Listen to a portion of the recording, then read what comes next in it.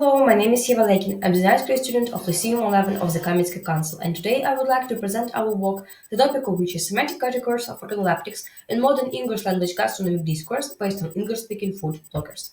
The actuality of our research is determined by the theoretical justification of using organoleptics. This is because the content on the pages of social networks is relatively new, and among the queries in search engines there are culinary and related blog topics.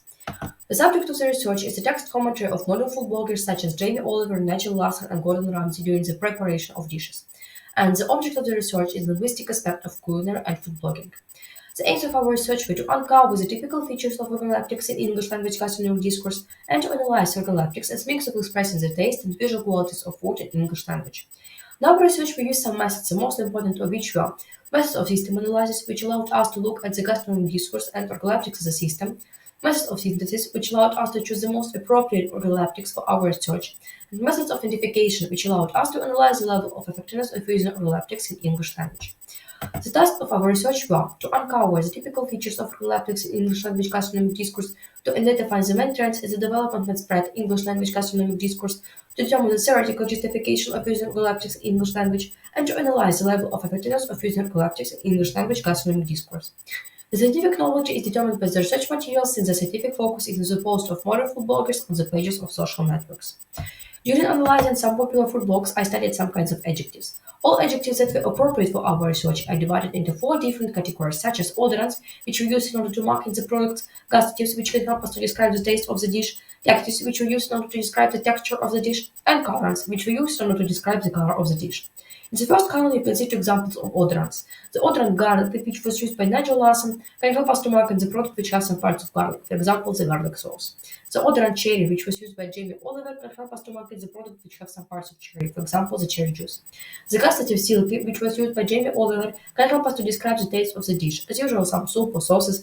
And the gustative stuck, which was used by Gordon Ramsay, can help us to describe the feelings which people have during eating some kinds of dishes. Detective Crispy, which was used by Gordon Ramsay, can help us to describe the texture of the dish, as usual, chips. And Detective Sticky, which was used by Jamie Oliver during the preparation of sticky chicken with rice vegetables, can help us to describe the texture of the dish, as usual, some sweet juices or fruits.